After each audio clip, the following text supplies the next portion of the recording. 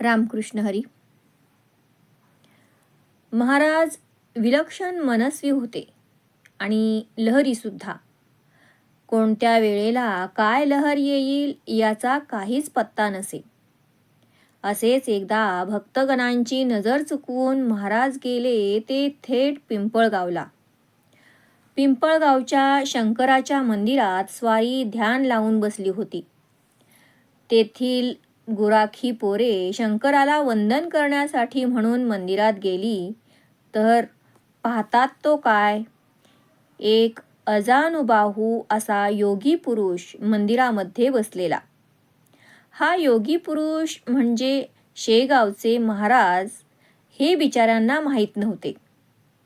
एकंदरीत लक्षणावरून तो नक्कीच साधू पुरुष असावा हे त्या भाविक मनाच्या गुराखी मुलांनी अचूक ताडले. त्यांनी त्या साधू पुरुषाच्या चरणी फुले वाहिली आणि परत आपल्या घराकडे गुराढोरांसह प्रस्थान केले.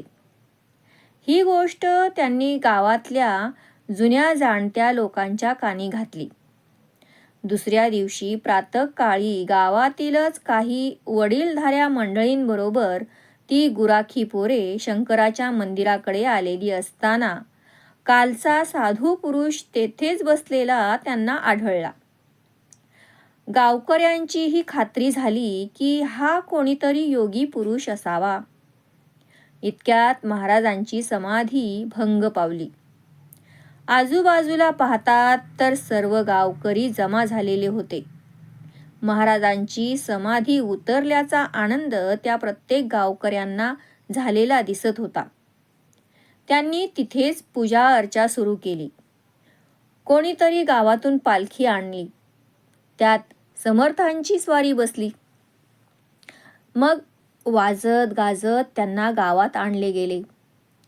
गावातील मारुतीच्या मंदिरात मोठ्या पाटावर त्यांना स्थानापन्न केले. गावकऱ्यांचा आनंद गगनात मावत नव्हता. त्या काळी प्रत्येकाच्या मनाचा मोठा कोपरा श्रद्धा आणि भक्ती यांनीच व्यापलेला होता. गावकरी महाराजांच्या पाया पडत होते. कुणी त्यांना हार घालीत होते, कुणी गुलाल उधळत होते, कुणी कपाळाला गंध बुक्का लावत होते. नैवेद्यासाठी ज्याने त्याने पाने वाढून आणलेली होती. मारुतीच्या साक्षीने महाराजांच्या आशीर्वादाने पिंपळगावात उत्सवाचे वातावरण पसरले होते. इकडे शेगावात महाराजांचा शोध सर्वजण घेत होते. 4-5 दिवस झाले होते महाराजांच्या जाण्याला. त्यांच्या अकस्मात गायब होण्याने सगळेच शेगावकर अचंबित झाले होते. इतक्यात पिंपळगावामध्ये एक साधू पुरुष प्रकट झाला आहे ही गोष्ट बंकटलालच्या कानावर आली. हा साधू पुरुष म्हणजे गजानन स्वामीच असावेत हे बंकटलालने लगेच ताडले. तो आपल्या पत्नीसहित पिंपळगावच्या दिशेने रवाना झाला. बंकटाची शंका खरी ठरली होती. महाराज पिंपळगावामध्येच होते. महाराजांच्या भेटीने व्याकुळ झालेला बंकट त्यांना पाहताच धावतच गेला आणि त्यांच्या पायावर डोके ठेवले. महाराजांच्या पश्चात शेगावकरांची काय अवस्था झाली आहे हे त्यांच्या कानी घातले व आपणांबरोबर येण्याची विनंती केली. शेवटी नाईलाजाने महाराजांना बंकटाबरोबर शेगावला परतावेच लागले. पिंपळगावचे लोक हतबल झाले होते. महाराज शेगावहून आले होते आणि शेगावला पुन्हा परतण्याशिवाय आता गत्यंतर नव्हते. ही गोष्ट त्यांच्याही ध्यानी आली होती, पण काही इलाज नव्हता. महाराजांवर पहिला हक्क शेगावकरांचा होता हे त्यांना सांगण्यात बंकटलालला यश आले होते. दैवाने दिलेले दैवानेच परत नेले होते. एका साधू पुरुषाचे गावाला पाय लागले होते, परंतु त्यांचे वास्तव्य गावाला लाभू शकलेले नव्हते. याची मनामध्ये हुरहुर अन बोचणारे शल्य घेऊन तसेच डोळ्यामध्ये निराशेचे अश्रू घेऊन पिंपळगावाने महाराजांना निरोप दिला. वैशाखातले ऊन रणरणत होते. सहस्र रश्मी आग ओकत होता. शरीराची काहिली होत होती. अंगातून घामाच्या धारा वाहत होत्या. धरणीवर नद्या ओढे मात्र आटले होते. सूर्यदेव आपल्या 16ही कलांनी जमिनीला खरपूस भाजून काढीत होता. मध्यान्नीच्या आगडोंबामध्ये महाराज शेगावामधील बंकटाच्या घरामध्ये बसण्याऐवजी अकोलीमधील गावामध्ये फिरत होते. आजही कोणाला न सांगताच त्यांनी अकोलीच्या दिशेने प्रयाण केले होते. उकाड्यामुळे स्वामी कासावीस झाले होते. ओठ सुकले होते. घामाच्या धारा वाहत होत्या. तहान लागली होती. डोळ्यातून पाणी आणि अंगामधून घामाचे पाणी बाहेर टाकणाऱ्या शरीराला पाण्याची तहान प्रकर्षाने जाणवत होती. आजूबाजूला पाण्याचे काहीही साधन नव्हते. त्या उजाड माळ रानावर कोणी चिटपाखरूही नव्हते. थोड्या दूर अंतरावर महाराज गेले तेव्हा त्यांना एक शेतकरी दिसला. तो शेतकरी भास्कर होता. त्याला बघून महाराज अपेक्षेने त्याच्याकडे आले. भास्कराकडे घागरीभर पाणी होते, जे येताना गावातून त्याने आणले होते. महाराज भास्कराकडे गेले आणि त्यांनी पाणी मागितले. भास्कराने महाराजांकडे पाहिले.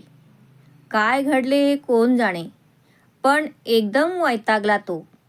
उद्धटपणे त्याने महाराजांना झिडकारले. अरे जा जा, ह्या अकोली गावात आधीच पाण्याचं दुर्भिक्ष आहे आणि त्यात तू एक पाणी मागायला आलास. आम्ही मरतो शेतात. स्वतःसाठी म्हणून थोडंसं पाणी आणलं, त्यात तुला वाटेकरी करून घेऊ आणि मग मी काय पिऊ दिवसभर. तुला ना काम ना धंदा, भिका मागायच्या दिवसभर सगळीकडे. कामं करायला नकोत. तुमच्यासारखे निरुद्योगी आणि आळशी माणसं आहेत म्हणून देश मागे पडलाय आपला. महाराज निराश झाले. तहानलेल्या जीवाला पडलेले मृगजळाचे स्वप्न देखील भास्कराने उधळून लावले होते. दुसरीकडे कोठे पाणी मिळेल ह्या आशेनं त्यांनी पाहिलं आणि काय आश्चर्य, तेथूनच थोड्या अंतरावर एक विहीर होती. महाराज धावतच त्या विहिरीजवळ गेले. पण पाहतात तर काय, विहीर कोरडी ठणठणीत होती. पाण्याचा एक टिपूस देखील विहिरीमध्ये शिल्लक नव्हता. हे लांबून भास्कराने पाहिले. तो तेथूनच मोठ्या आवाजात ओरडला, अरे ए वेड्या, त्या विहिरीमध्ये दगडांशिवाय काहीही सापडणार नाही, कारण गेली 10-12 वर्ष त्या विहिरीला पाणी नाहीये. महाराज हताशपणे त्या विहिरीच्या कठड्यावर बसले. पोटात तहानेचा आगडोंब उसळला होता. विमनस्क अवस्थेत त्यांनी ध्यान लावले. डोळे मिटून शांतपणे ते परमेश्वराला आवाहन करू लागले.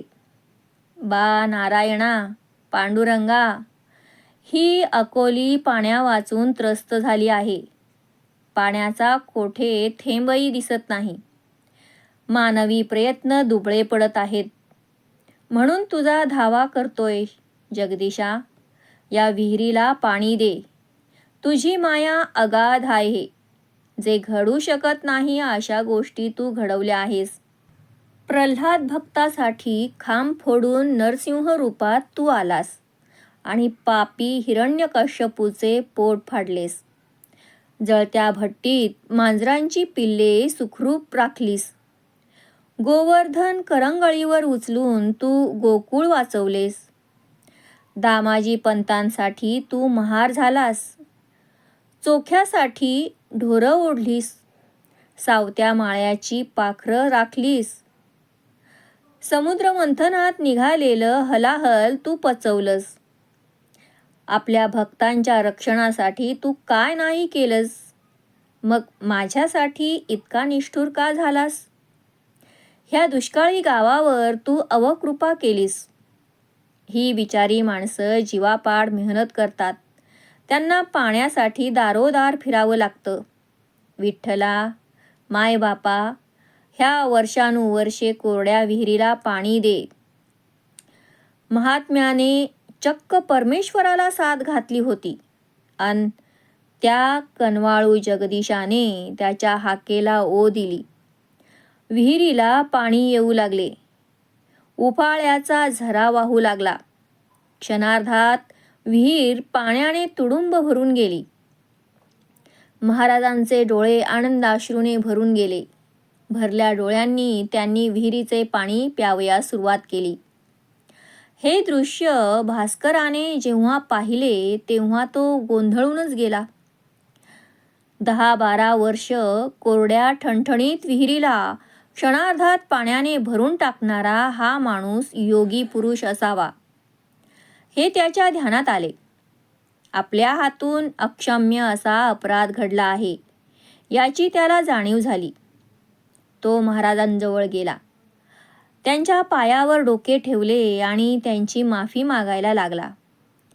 काही वेळापूर्वी त्याने जे वर्तन केले होते त्याचा त्याला पश्चाताप झाला होता. दैवी सामर्थ्य असलेल्या एका अवतारी पुरुषाला आपण ओळखू शकलो नाही याचं त्याला मनस्वी दुःख झालं. महाराज म्हणाले, तुझ्यासाठी या विहिरीत पाणी निर्माण झाले आहे. आता तुला पाण्यासाठी लांब जायला नको. परंतु भास्कराने आपल्या शेतीवाडीवर पाणी सोडून महाराजांबरोबर राहायचे ठरवले होते. शेती, घरदार यासारख्या क्षणिक मोहाच्या गोष्टींपेक्षा एका अवतारी पुरुषाच्या संगतीत आयुष्य घालवायचे त्याच्या मनाने कधीच ठरवले होते.